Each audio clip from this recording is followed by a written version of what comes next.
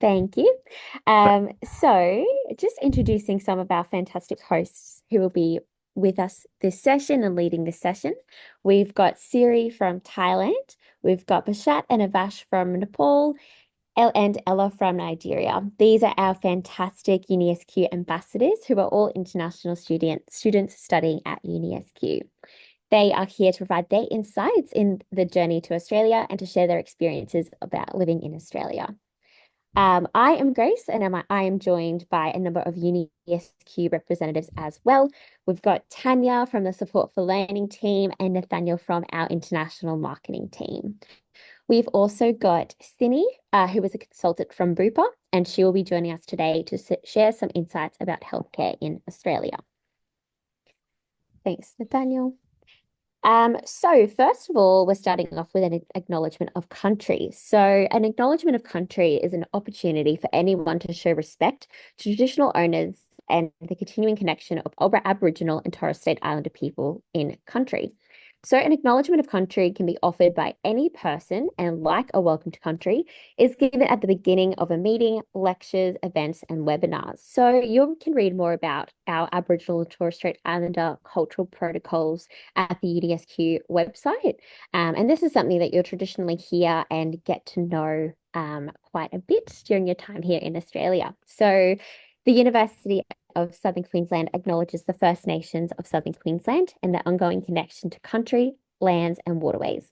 Furthermore, we recognise Aboriginal and Torres Strait Islander peoples as the first educators and researchers of Australia. We pay deep respect to elders past and present. Thanks, Nathaniel. So here's a bit of a broad overview of what we're going to cover in our session today. We plan to get you ready and prepared as we can for before you get ready to study in Australia. So we're going to cover a few things such as accommodation, travel plans, your communication channels, overseas student health cover, financial preparations, and academic preparations. We've also got a feature on your support network at UniSQ and much more. So thanks again. Again, congratulations. We're so excited to have you join us today. And we thought we'd get started by checking over a few things that you might need to consider before you depart for Australia. So we've got a bit of a pre-departure checklist for you to have a little look over before you get ready to leave. So once you have your confirmation of enrollment, also often called a COE, and your student visa, the next step is to start planning your travels to Australia. So first of all, for your passport, be sure to check that your passport is valid for at least 6 months prior to your arrival in Australia. It is also a good idea to make a copy of your passport and leave it with a family member in case of an emergency. So that's one to leave at home and taking your physical passport with you to Australia. With your visa, make sure that you have all of your valid visa and all of the information for studying in Australia well before your departure date. And that you'll have all your visa documentation, including your confirmation of enrollment, with you on your flight. So the Department of Home Affairs, also known as the DHA, and Study Australia have a lot more detail on this, and we encourage you to review these resources. At the end of this session, we'll share some links with some bookmarkable content that we often regularly refer to, and something that you'll find really useful as well. In terms of your flights, a very exciting part of your journey, be sure to book your flights early to arrive in Australia with plenty of time to get ready to settle into your new city and campus before your course starts. Only book your flight once you have been granted a student visa as well. Next, we've got travel insurance. So in addition to your overseas student health cover, which is also known as OSHC, you should also consider travel insurance, which covers things such as cancelled flights and some medical costs. So it's a little bit of a safety net for when you're traveling. It's a peace of mind for you. You can learn more about your travel insurance by talking to an education agent or a travel agent for more information and for advice on the best travel insurance policies for you. With money, we also recommend that you have some Australian currency with you when you land in Australia. There are money exchange counters in most international airports and cities. You can also ask your bank if you can withdraw money from ATMs in Australia. If so, find out whether you need to pay a fee each time and how much so you can plan your withdrawals. You may also wish to open an Australian banking account. We'll go into a little bit more detail on this later. And some banks will let you apply to open an account even before you arrive, which is really, really helpful. There will be some documentation that you'll need to include for this, but as I mentioned, we will cover this a little bit later. Accommodation will also cover this in a more comprehensive section later on. With arranging your transport before you travel to Australia, it's also important to know how you're going to get from the airport to your accommodation. So for eligible international students, UniSQ actually provide a free airport pickup service to take you to your arranged accommodation, which is a super useful tool. We'll cover this a little bit later as well with some more information. So a couple of extra things to consider with packing your bag and your hand luggage. I always get very excited about packing my bag when I'm leaving for a trip.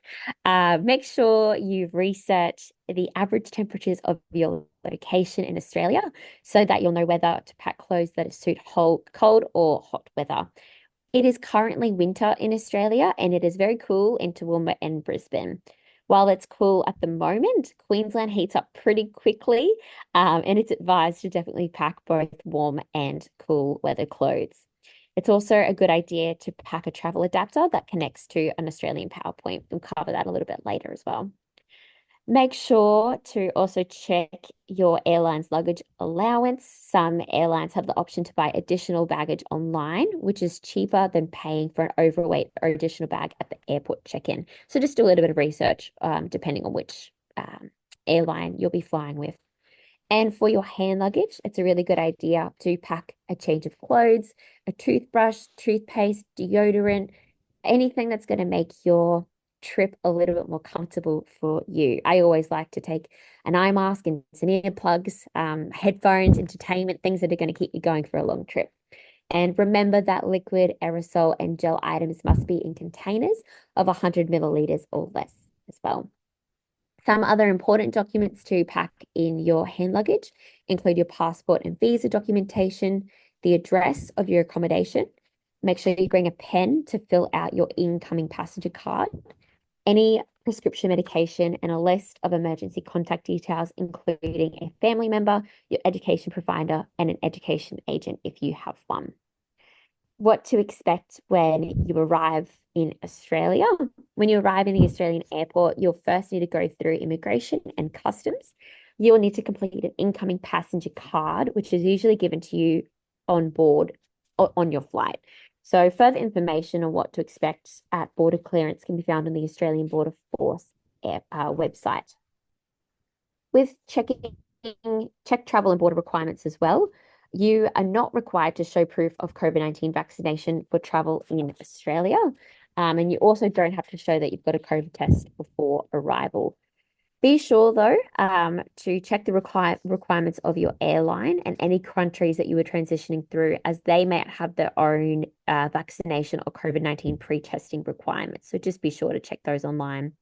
And you can stay up to date with the latest travel requirements by visiting the Department of Home Affairs website. Very useful tool. Lots of information on there for students. In terms of what you can and can't bring into Australia, Australia has strict border controls, so you need to be aware of what you can and cannot bring. Australia's biosecurity laws have been strengthened and penalties will apply if you fail to truthfully declare biosecurity goods at the Australian border. Find out what you can and can't bring on the Australian Border Force website. Working in Oz, we will also cover this a little bit later. And the last point that we've got there is have fun. So after you've arrived and have finished settling into your new home and surrounds, your Study Australian journey has begun. So you're now a part of a community that make an immense contribution to our Australian society. Australia is home to incredible citizens who started out as international students. So some really fantastic people we've got. Welcome to our community, and we are so glad that you can join us. I'm going to hand over to Ella now for arrival and transport. Thank you, Ella. Thanks, Grace. So, as long as arrival in Australia and transportation is concerned, Eligible international students arriving at the Brisbane International Airport or Tomba airports can take advantage of our free airport pickup service that will take you to your arranged accommodation. To get this free access, you just need to sign up online a week before your arrival and then provide your flight tickets details and provide your accommodation details, and you'll be picked up at the airport and brought to your location. For public transportation in Brisbane, Springfield, and Ipswich, we make use of a Go card here, and students can also get a 50% discount when they're taking the bus. They just need to provide their student card, your ID card when you get it on arrival at your campus. You just need to get the concession sticker on the back of the ID card. And when you get on the bus, you show it to the bus driver and your 50% discount applies. This Go card can be organized through the TransLink. So you just have to check out the website here and sign up for that on arrival. In Tomba, we make use of different public transportation systems. We can use cash, and we also make use of credit card and debit card.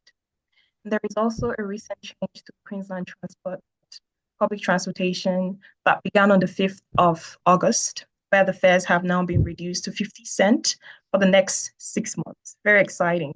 Yeah. This includes all the regional urban buses and the buses and trains and ferries and trams and on-demand services in the southeast of Queensland. So you have to read more about it with the link below.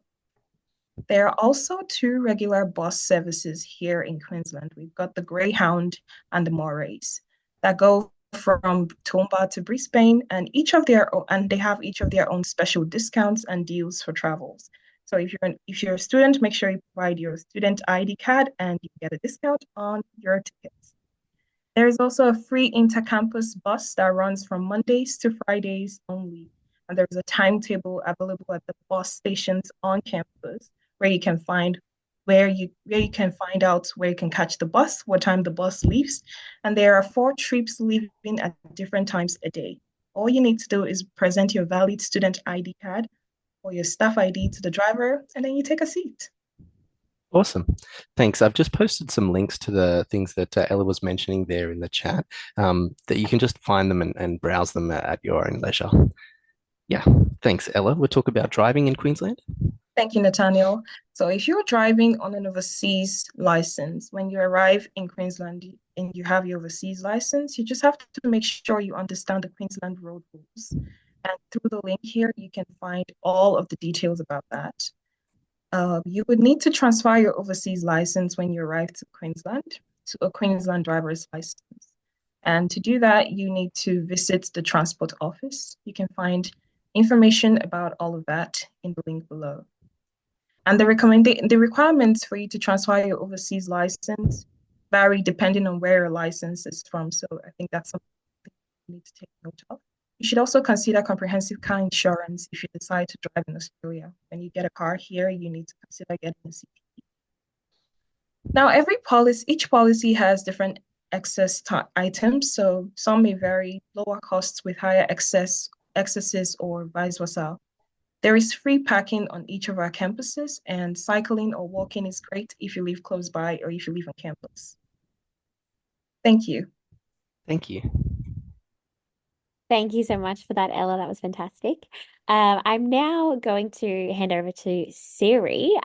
Before you all joined our session, we actually got you to send us through some questions, and we're going to answer some of those questions throughout. So, Siri, what was the first thing you did when you arrived in Australia? Well, the very first thing I did was that I bought SIM card at the Brisbane arrival gate just to, stay connected with my family and, up to date with everything. So yeah, that was the very first thing I did. Perfect. And what concessions are available for students on public transport? It actually depends on where you live because in Brisbane they use Go card. So once you enroll into the courses, you get USI number, and you by Go card you can apply for student concession on the website via TransLink. But in Toowoomba, last time that I used public transportation, I used the bus service. I had to pay cash, but you don't have to worry about that. You can get a sticker for, student concession at the iConnect at the university. And when you buy the tickets, you just show that sticker to the bus driver. Perfect. That's really good to know. And good to know that there's some different processes in place for different parts of Queensland. Yeah. And we heard a little bit about the first thing that you did when you arrived in Australia. What was the first thing that you did when you arrived on campus at UniSQ? The very first day that I arrived on campus, I joined engineering orientation.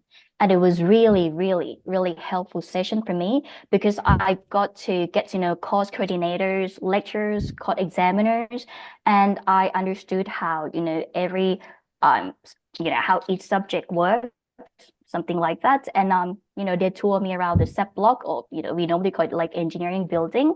They showed us, the classroom, the workshop with heavy equipment and tools, and computer labs.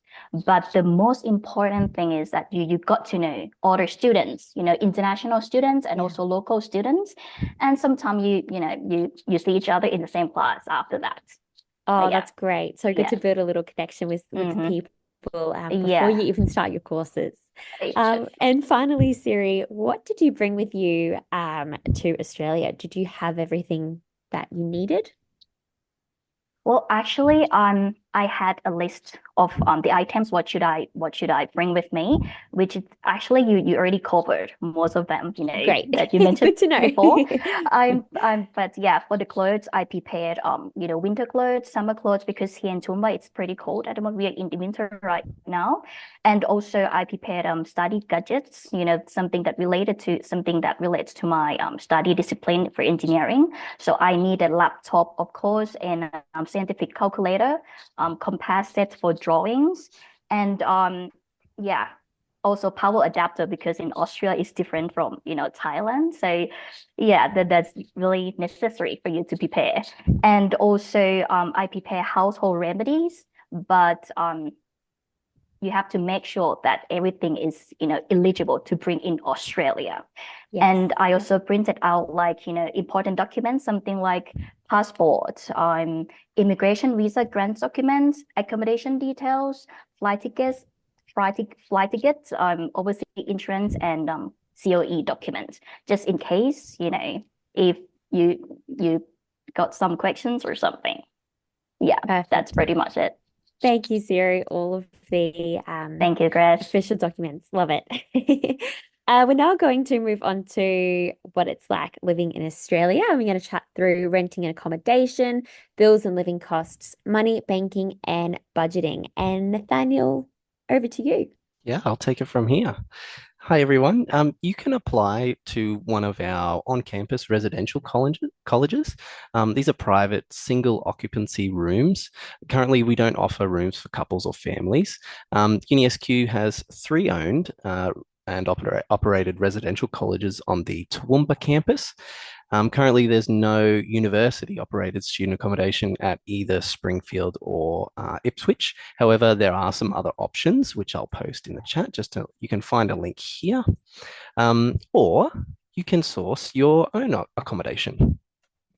In a rental property, tenants usually pay for services such as gas, electricity, phone, and internet.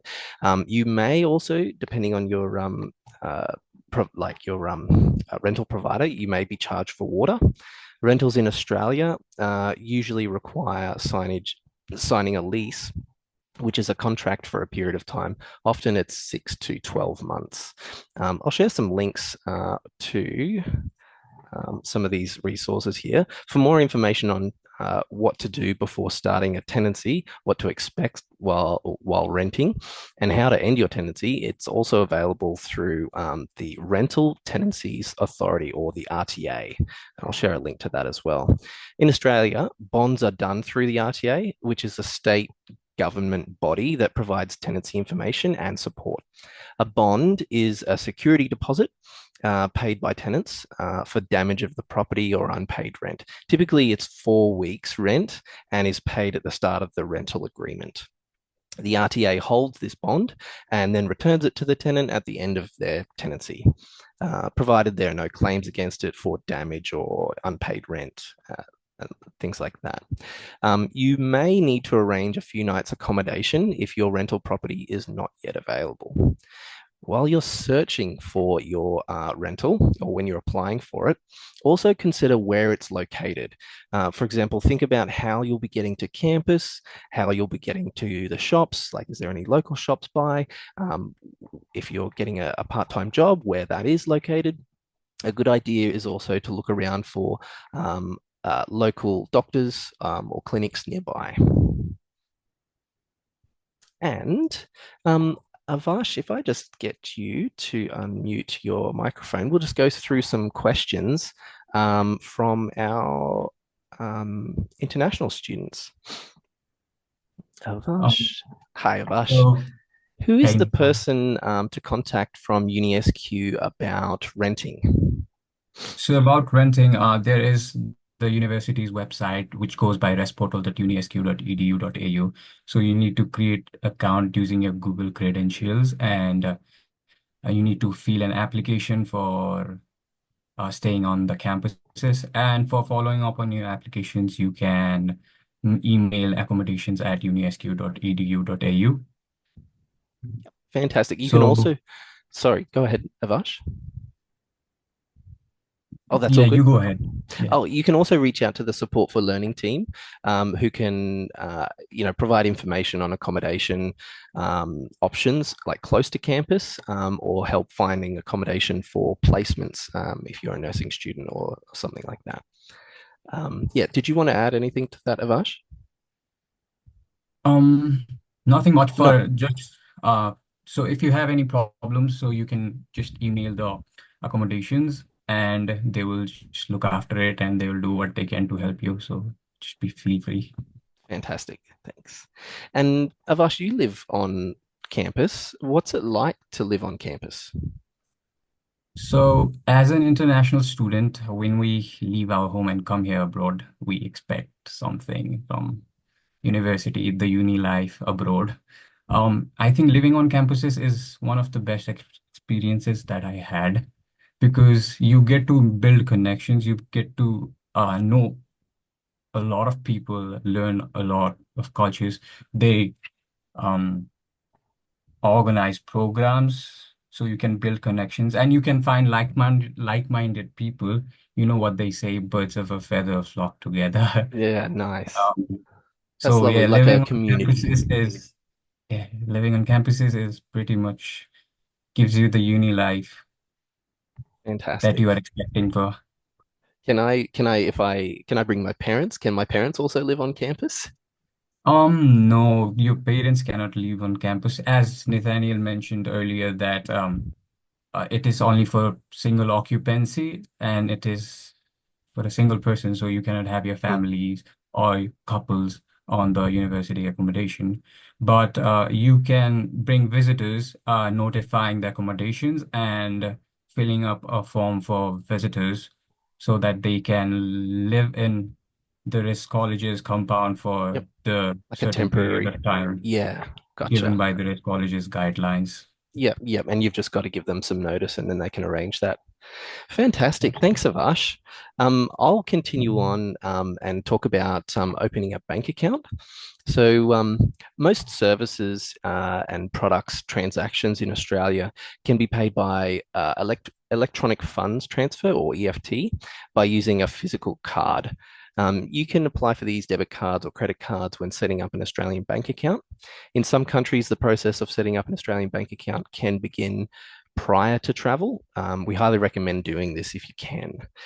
When you arrive, it's a good idea to have some cash on you, as opening a bank account can take up to 5 to 10 business days, so maybe a couple of weeks. You'll need a few things to prove your identity. Electronic confirmation of enrollment from UniSQ, your passport, letter of offer, and an Australian tax file number. There's a really great resource called moneysmart.gov.au, and I've just provided a link in the chat to that. They cover a lot of things that'll help you with opening a bank account and finances while you're in Australia. It's a really great resource.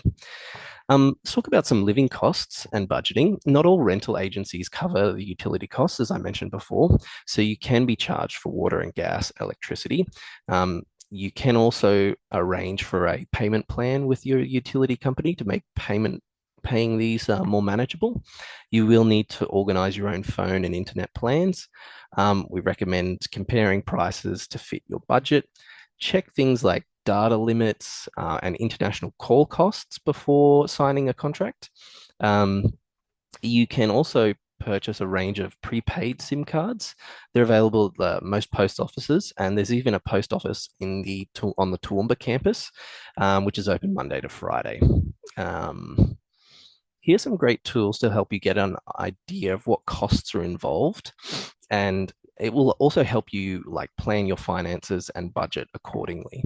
So I've just posted in the chat, there's some things, so some insider guides, living calculators. Well, that's a really great resource. A Study Australia also have a great resource about, there's an article there about life in Australia. These can just help you estimate your cost of living. Australia also uses a unique 3-pin plug and adapter.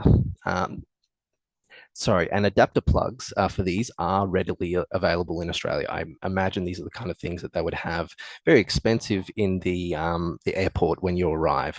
So just I would take a look at your batteries and chargers for your laptop, for your phone, if they're compatible with Australia's electricity.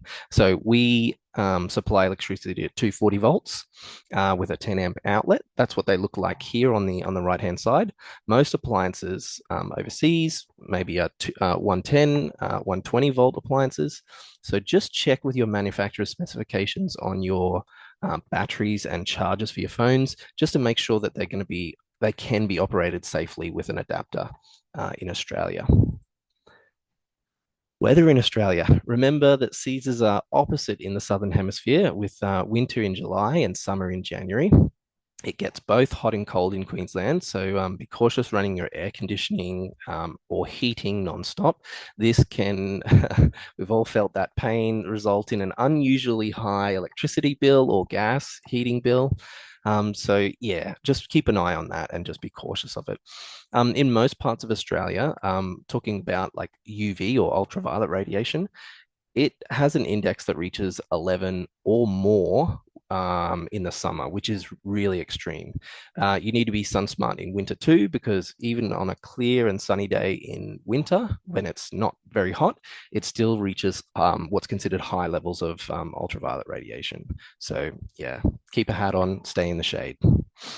You will get sunburnt. Let's answer some questions from you. If I just grab Ella. Ella, does UniSQ provide any free meals or breakfast for international students? Thanks, Nathaniel.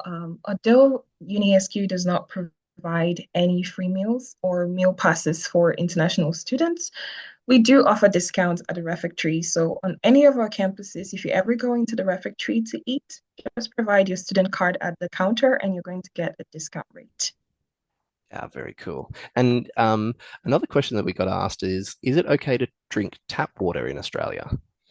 Yeah, actually, tap water is pretty safe to drink in Australia, and it's been certified to be safe by health professionals. And we just recommend that you don't drink from any other tap in the house except from like your kitchen tap that is connected to the mains. And also keep an eye out for locations where you can actually drink from the tap. I hope that helps. Like water bottle refills and things like that. Yeah. Thank you very much, Ella. You're welcome. Thank you. Thank you for that, Ella and Nathaniel. That was fantastic. We're now going to move on to working in Australia, and Bashat is going to cover this for us. Thanks, Bashat. Hello, everybody.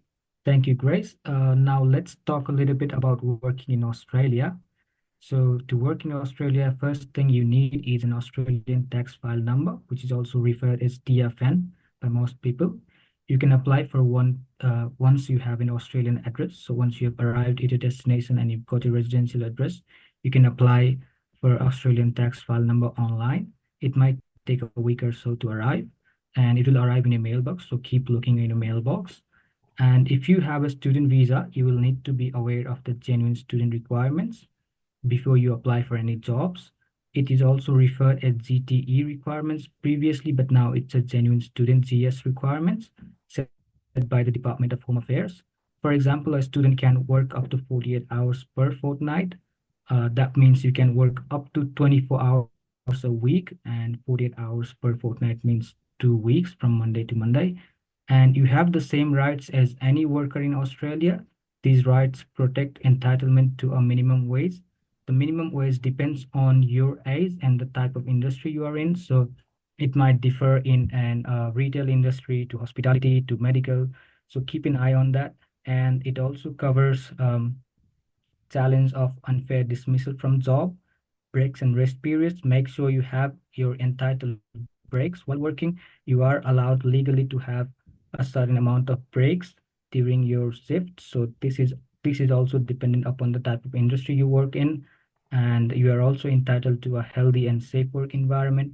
If you think the workplace is toxic physically or mentally, then you are legally allowed to quit that job. You are more than legally allowed to tell your employer that you are not happy with the workplace conditions and you are happy to quit that job. We recommend you to always refer to the sites for most up-to-date information, such as homeaffairs.gov.au and fairwork.gov.au. If you have any problems regarding your wages or you're not getting the wages that you were promised to, then do visit Fair Work website. They can help you sort that out. And once you have safely arrived and got yourself settled, you might have to look for a job now. So the first thing that you need before looking for a job is a current resume detailing your education, employment history, experience, skills, referees, and some might even need to respond to certain selection criteria, detailing how you meet the requirements of the role. Make sure your resume is tailor-made and custom-made for the type of job you're applying to. Do not just spam the same resume in all of the jobs. Make sure it's customized and tailor-made for each job requirements. This process may also include an interview, and some roles may need specific requirements such as police check or working with children's card. This is also known as blue card, and or a vaccination status, especially in the medical field. You might need to provide a proof of vaccinations and also other specific certificates. You can use platforms like Seek or Indeed to search for jobs locally. Notice boards, signs in local stores and businesses are also a good place to look out for in case there are any vacancies listed. We also recommend investigating LinkedIn and creating a profile there. You can create many connections and get to know your industry experts or your school alumni and also get a job from there. So all the links will be provided in the comment section below. Please make sure to bookmark those links and keep visiting the sites for future references. UniSQ also provides a careers team to support you and help you with your resume and CV searches. So if you have any troubles with your resume, you're not getting the type of response you wanted from your employers, you're not getting any interviews, or you're generally struggling to create a resume or formatting a resume, then you can create our careers team. They'll help you to create an up-to-date resume detailing all the information that is needed. And yeah, and they'll help you normally in an interview process as well. They'll conduct some mock interviews for you to get you confident and settle down those nerves. So applying jobs can be tough, but these are the important steps to take early. That's all from me. Thank you for listening, everyone. Back to you, Grace. Thanks so much for that. Very good information there and fantastic point about customizing your resume for different jobs. Really good point there. I actually have a couple of questions for you as well, Pashat.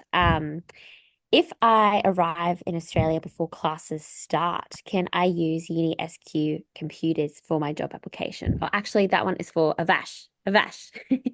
Can you please answer that one? Yeah, Grace, no problem. So if you arrive in Australia, the first thing you need to do after you have landed here and got near the university is that you need to report the university that you are here already.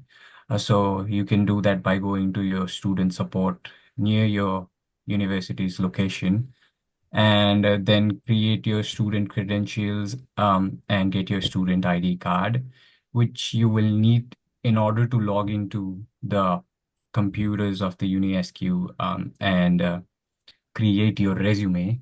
After that, what tip I can give is you also carry a USB device so that your resume, as soon as you turn off the computer, doesn't get lost, because in the UniSQ computers, nothing is saved. So as soon as you log out or turn off the computers, everything is totally formatted. Be sure to check on that. Thank you. Great point. Thanks, Avash. Bashat, this one's for you. How does tax work in Australia? Thanks, Chris. A taxation system of Australia or any other country is a vast topic to cover. It is really out of the scope of this webinar. It might require a separate webinar to cover this topic. So the best I can do is refer you to the Australian Taxation Office website. It has got everything you need to know, and the link will be in the comment section as well. I know we're providing you a lot of links, but please make sure to bookmark the links or copy and save in your notes, because these are going to be very, very helpful. That's great to know. I refer to the ATO website myself regularly, so thank you. And finally, for you, Bashat, how did you find part-time work in Australia? Actually, I found my part-time job through seek.com. It is one of the online job advertisement sites where you can apply for jobs online. So I applied through there with my resume, and I got directly contacted to the employer. I gave an interview and interview with the facility manager, and the next week I got the job. It is a long process to get a job, because the employer has to get through the HR and everything, but it is easier said than done, but apply to a lot of jobs, and I hope I wish you the best in the future. Just keep applying and don't give up. That's all from me. Thank you, Grace. Thanks so much, Bashat, Thanks, Bashat. and congratulations on finding a role in Australia. It's fantastic. We're now going to move over to our support at UniSQ, this conversation will be led by Tanya. Tanya is part of our Support for Learning team and is here to help you throughout your years here at UniSQ. Thank you so much, Tanya. Over to you. Thanks, Grace, and hello, everybody, and welcome. Well done for achieving entry into UniSQ. It's going to be great to get to meet you all when you're on campus. So just want to say thank you for having me along to talk about the Support for Learning team here at UniSQ. In our Support for Learning, I'll be quick because I know that time's getting away really quickly and we've got lots to cover. So just in our Support for Learning team, we have lots of people who can support your journey here at UniSQ. So first, I'm going to talk to you about like our whole broad team, which is called the Support for Learning team. Within that team, we have a wellbeing team. In that, we have wellbeing advisors, counsellors, mental health, nurse support. We have our accessibility and disability team that deal with learning support plans, exam adjustments. We also have our Safer Communities team as well that supports our student safety. So if you're feeling like you're unsafe at any time during your university journey, then feel free to reach out to our Safer Communities team. And you can do that on the website through the Share a Concern portal. But if you feel at any time unsafe, do contact our team and we'll direct you in that way as well. We also have multi-faith, so we have prayer rooms, spiritual and faith support. So that's within the wellbeing team. I sit within the wellbeing team and I'm a wellbeing advisor, and I'll talk to you a little bit about my role a little bit later on. But some of the other things that have already been covered within our Support for Learning, I know that Bashat was talking about having mentoring around employer networking and assistant with resumes and things like that. So that can be found within our career education team. They help you with one-to-one career conversations.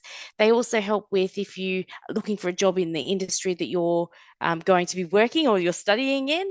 And so they'll help you prepare for interviews and searching for jobs. We also have our learning advising team, which help with assignment writing and exam prep. They look at planning and task management with you, reading and note taking. and understanding and using the feedback that is provided on your assignments or assessments. They also have peer-assisted support sessions with other students, which is a really great way to meet other students and like-minded students that are studying in the same area or in different areas as well. Our learning advisor team actually has a really great resource on their link on their website that gives you like a booklet that it's an ebook that you can download with all these handy tips and hints that you can use for your assignments and exams. We also have our student enrichment team. So that's with our student clubs and societies, our awards. We're doing a lot of students as partners work as well. So we want to know your input, what you want in the university, and how we can support that. We also have some sport clubs as well, and our guild also works within that space. So if you want to know anything about that, just come and ask us at Support for Learning, and we'll point you in the right direction. So I'm going to talk to you a little bit about my role, and we also have another student advisor, wellbeing, who is on the call at the moment as well. Is Jenny is on our Zoom. So I'm going to talk to you a little bit about like what we do in relation to like our role. We have student advisors wellbeing based at all 3 campuses, and you can come and seek our support by just coming into our office or giving us a call or an email to book in for an appointment. So what we do is we offer financial support. So we look at student interest-free loans for textbooks and emergencies. We also do information on budgeting and managing on a low income. We offer several webinars throughout the year on our Money Minded webinars. So that's just like basic budgeting and anything that you might like to know, and tips and hints around that. We can see you one-to-one during that as well, to talk about anything budgeting around that. We also look at scholarships and bursaries, so assessing of bursary applications and discussions with students, and we also have some discretionary funds. We talk about Centrelink as well with you, so we assist with questions and provide information on anything that you might have regarding Centrelink. Being international students and probably not Australian citizens, Centrelink is probably not one that we need to cover, but we do cover that. So if you're talking to another student that is, say, not an international student, and you go, oh, actually, go and talk to the team about Centrelink. We also have hardship and crisis support. So we have emergency assistance and referrals for additional support. For example, domestic and family violence, natural disasters, homelessness.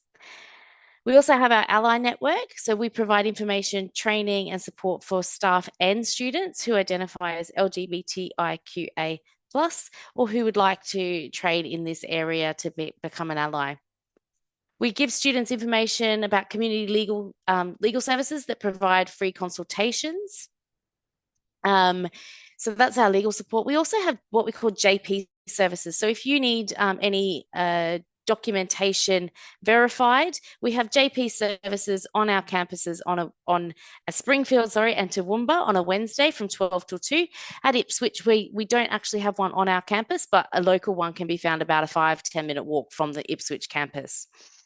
We also, as Nathaniel was saying earlier, accommodation. We have information on accommodation options close to campuses, both long-term options and res schools.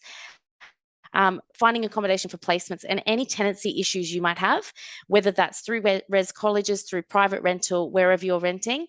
If you feel that you're having an issue with your rental, please come and see us. We also provide information on childcare, schools, and responsible for parents. So we're responsible for the parenting rooms on campus as well. So I think we've got a few questions up here. We do. Thank you, So Grace is going to ask me. She's going to put me on the spot now. So I think we also had one about clubs, which was originally for VASH, but that was covered earlier. So that was visiting clubs via the Student Guild. So that one I feel like we've covered of Ash. So I don't think we need to ask that one. But Tanya, I just wanted to check with you, when will I get my student ID and how can I enroll in my class? Okay, so it's very important just ensure you attend orientation. I couldn't stress that enough. You will get loads of information at orientation as well as on these webinars, but you can visit iConnect to do both. So you can get your student ID card and receive a recommended enrolment pattern there as well. Amazing. And what does the academic calendar look like for the year? So I think what is really, I'm still getting to terms with the academic calendar because I'm only new myself. But we recommend you take a look at our key dates section on our website. It will outline the academic calendar. I've got the academic calendar printed up and put on my office wall. So I'm a bit lost when I'm not working in my office because I'm looking around for it. So I would suggest that you do that so you've got it as a visual. Amazing. I'm very visual too. Yeah. And when will we get our schedule for classes? So once you've completed orientation and visited iConnect, you received a recommended enrolment pattern. This will outline your schedule for classes, and you can just adjust it from there. Amazing. How can I get an opportunity to work in agricultural research projects at UniSQ? So this question really threw me because I wasn't really sure. But we have if you and I think Nathaniel's going to post a link. So if you have a look at that to find a supervisor, that'll tell you all the information that you need to know. If you do need help navigating that as well, come and see one of us at Support for Learning and we'll direct you in the right way. Thank you. And final question. I really like this question. As an introvert, how can an international student adjust a whole new country, culture, and people? And that one is for Avash. So it is very hard to cope up for introvert students with new culture, new country. So the best thing you can do is join clubs, speak up. So there is something called student representative committee for those students who are always into studying and don't want to do anything. You can represent the majors that you are studying so that you will be able to do discussion classes, and that will help you open up, build connections, which will also end your introvertness. And obviously, it is better to live on campuses for introvert students because there are different clubs and activities happening, and you will get to know all the residents. So, like-minded people that you will find, birds of a feather flock together. The common theme of today. I love that. Thank you, Avash. And Tanya, we might hand over to you just to quickly run through schooling and childcare, if that's okay. Yeah, sure. So schooling in Queensland is compulsory for children aged 6 years and 6 months until 16 or until they complete year 10, whichever comes first. You may be required to pay for your child's schooling, but some exemptions do apply. So it's good to check out the Education Queensland website. The state education, so the public school system requires children to be living in the catchment or local area of the school. So you can't enroll in you can't be living in Toowoomba and enrolling in Springfield, even if you're going down that way to study at university. So it's always really important to see where you're living and go to that local area. So parents of compulsory school-age children must enroll them at a school. It is compulsory, okay, to go to school and ensure they attend school on every school day unless the parent has a reasonable excuse. And that could be anything from sickness to, a cultural day, cultural holiday, family emergency, things like that. You can't just have a day off just because you feel like it. So it's just really important to know that. And a little bit about childcare as well. You should compare the services on offer before making a decision about which provider best suits your needs, because you might need longer hours, you might need shorter hours, the costs might be different. You might need for childcare to provide food and nappies and things like that. And different services will be offered depending on who the provider is. So you should contact the provider for more information about the services they offer. And I would also suggest, if you're looking around a few childcare settings, to go and actually have a look as well, and have a look at the settings and get a feel for where your child will be staying or where you're getting that care. You can find some more information. I think that Nathaniel has just popped in the chat. And so I'm going to talk a little bit about this is where you find us. So as I said before, just pop in anytime. Where to find us on the Toowoomba campus, we're in G Block, so Support for Learning have lovely, wonderful staff at the front desk. Just go in and ask them, and they'll be able to direct you to the right appropriate area. Ipswich campus is at E Block. The Springfield campus is on B Block on the ground floor, so that's where you would find me. On our Toowoomba campus, you've got Jenny, and Ipswich, you've got CU. You can also email the Support for Learning team on the email below, or contact us to book an appointment. I think that's... Oh, I've got some questions again. I've got one more question for you. On the spot. So Tanya, does UniSQ provide on-campus childcare facilities? No, unfortunately we don't. But we do have local childcare centres all around. So Ipswich and Springfield, there are loads of childcare centres around. And again, there's even one right beside our residential colleges at Toowoomba. But again, it's picking the right facility for your child and the right, you might be working somewhere and what fits your timetable. So no, we don't have on-campus childcare, but there is lots around. Amazing. Thank you for that, Tanya. Thank you Thanks for so all that much. fantastic information. Thank you. Now handing over to Cindy from Bupa. Thank you so much, Cindy, for joining us. I'll hand over to you. Yeah. Hello, everyone. My name is Cindy. I'm Bupa representative based in Queensland, Brisbane. Okay. Can I go to the next step? Yeah. So I will give you some brief information about the healthcare system and also about your OHC overseas health cover. So in Australia, we do have two sides. So one is public healthcare and the other one is private healthcare. So your OHC covers both. Okay, next.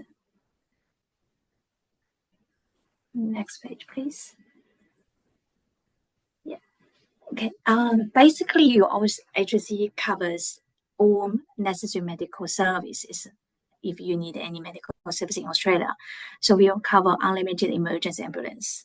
And the blue one, which is a line doctor, so it's available for 24 hours, 7 days. Especially if you don't have a medical center on campus, I highly recommend try blue one for GP consultation if you feel unwell. And also you cover for selected consultation, for example, GP consultations, X-ray, blood tests, ultrasound, etc. And also you're welcome to try Bupa Friendly Doctor apart from Blue Up, which is online doctor. You can Google Bupa Friendly Doctor. So if you go with Bupa Friendly Doctor, you can use Bupa membership card, either the physical membership card or digital membership card for the payment. And then claim and manage your cover, you can use my. So when you arrive in Australia, if you have your mobile phone number and an email address available, you can download my Bupa in an app. And set up an account for my Bupa and see what you're covered for, and you can find out the Bupa near the store or everything you need under the app. Mental health, yeah, your OHC covers mental health as well. So there's no waiting period on mental health consultation. And also we will partner with online mental health program, which is This Way Up. So you can access for online free mental health program. And also we have a student advice line, which is available for 24 hours, 7 days. Is available in more than 150 languages. So if you need any legal advice, if you need any help with accommodation, or any support, you can just give us a call. And then just to clarify one more thing, because this student advice line is only help you to have some legal issues or accommodation or if you need any help.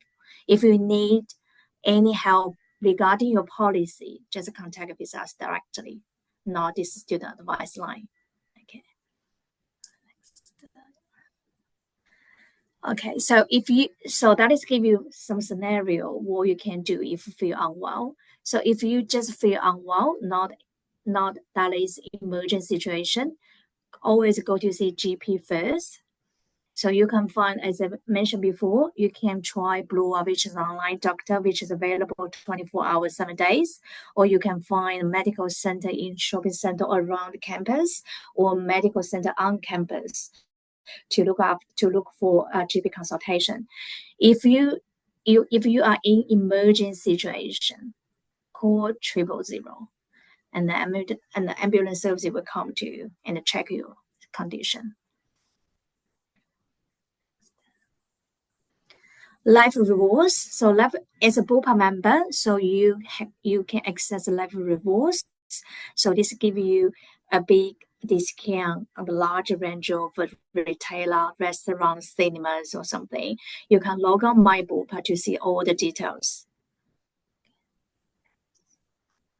Okay, this is the way to connect with us. So we have BOPA shop, which opens 6 days, Monday to Friday, 9 to 5. It's easy for you to find the BOPA consultant and talk with us in person.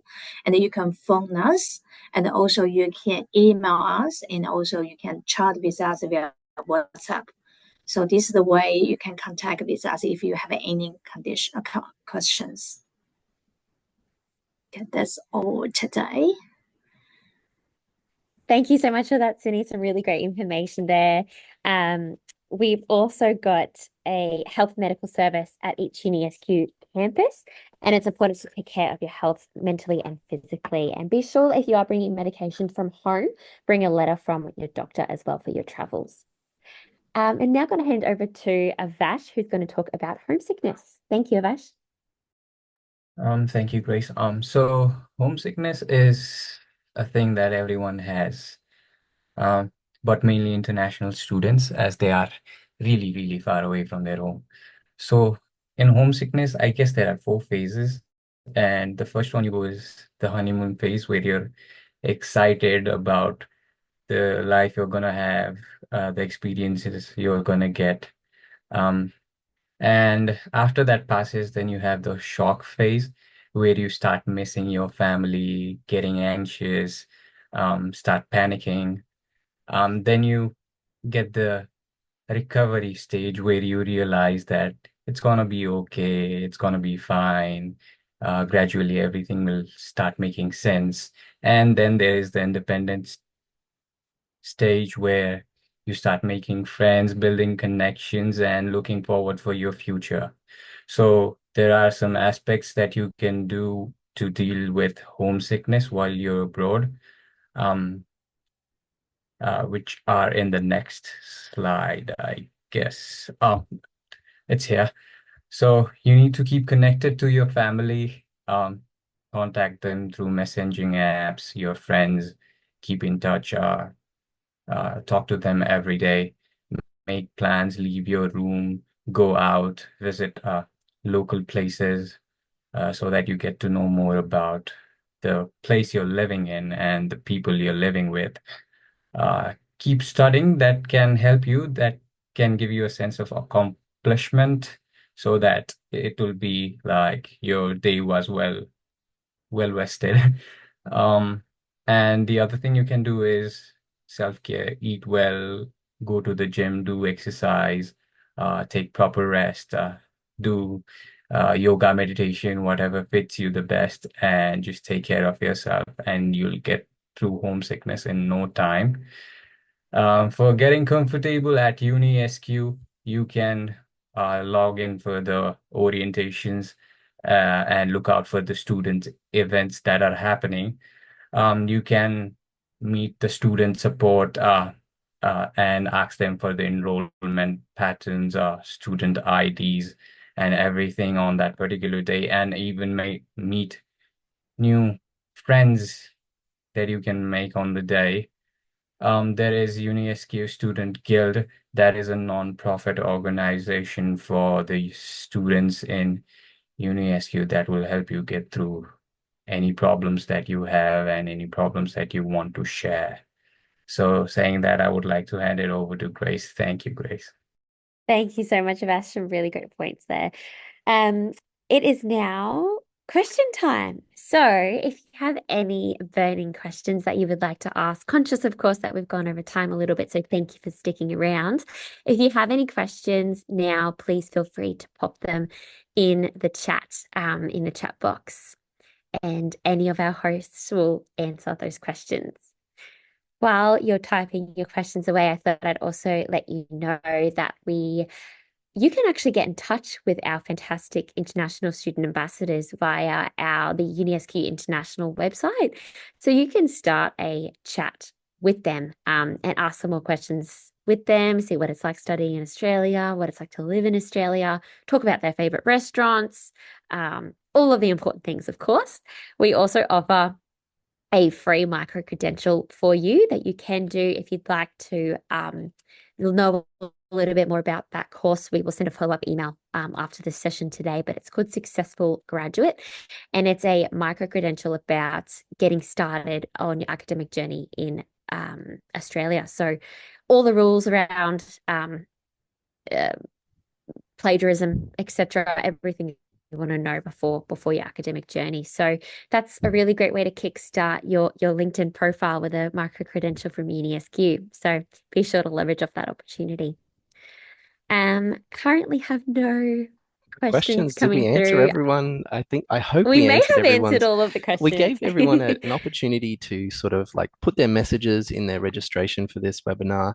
And thank you for anyone that that did register us a couple of questions. Thank you. Actually, we've got one right now. I'm just Yay. happy to read that out. Are we happy to read that one out, Grace? Yeah, I can, of course. Hi there, I'm a social media freelancer, and what will be the procedure to continuing doing that as an alternative to my part-time What a job great option? question. That I is a think, can I really good answer this question? Go for I it. think I know the answer. So when you come to Australia, and you're working as a freelancer, like myself, like if I want to do some design work, I would need to have an Australian business number or ABN if you want to do any of your work there. You can find that just by Googling Australian business number. You get an option to register that.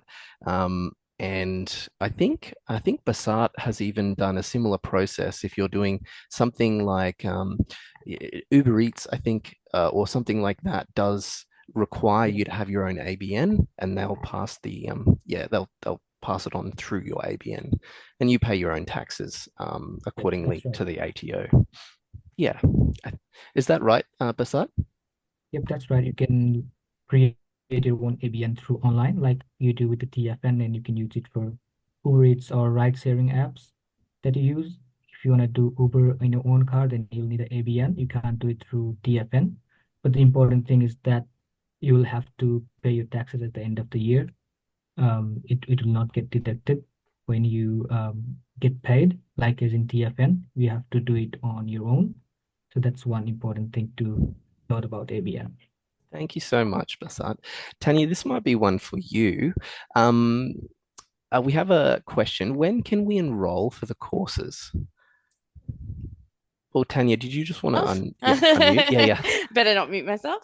I actually don't know that answer because I don't, depends on what your course is. I don't know that answer. That's a really good question. I don't have my calendar up on my wall, so I can't gauge that. Would you know that one at all, Grace? Or I don't know that one, but no. I would think that might be an iConnect, Yes. an iConnect question. So there is an option to actually chat to the iConnect team online by the UniSQ website. So that could be something that you might be able to ask through I think I that might team. be able to address this question to an Amazing. extent. So, for the enrollments, like I said, you need to let the university know before, after your arrival. When you make your credentials and everything is set up for you. So what you can do is you can go and search your UniSQ handbook and search your course. So you can select the course that you're studying, and it will give you the pattern that you want to enroll your subjects in for the year, so that you can enroll in the particular subjects. Whenever you get your credentials, you can already enroll for your subjects, but just see the handbooks in order to enroll in the right pattern so that you go in the right way of studies, not the opposite. That Thanks, would Thanks, be it. Akash. Avash. That's Thank great. And you. Great answer. iConnect, as Jenny mentioned in chat, it's the best place to Thanks, do your Jenny. enrollment. They'll be happy to, and you can visit them when you arrive. Visit them when you arrive. Visit them at orientation. iConnect is basically located in the central place at each of our campuses. They're here to help, and we're here to help you. If that's all for the questions, I think Oh, we've got we've one had more. one more that's just come through. Does UniSQ allow late enrollment? I say I received my student visa when classes have already started. This is a really tough question to answer. I don't know if we have the answer here, but Oh, Oh, there we maybe go, I Jenny. think Thank you, Jenny's just Jenny. put, yeah, that the international enrollment team will be happy to assist when you visit iConnect. So that's your first protocol is the iConnect yeah. team, I Is guess. that Jenny, if you wanted to jump in on voice as well, like Yeah. I thought that was for the Oh, that's enrollment for the question. enrollment question. Well, there's two Ah, enrollment questions. ah, I think there you go. Bailey is talking about late enrollment. Ah, Yeah. We might follow up with, let's say, someone in the enrollment Jenny's teams. typing. Jenny's frantically typing.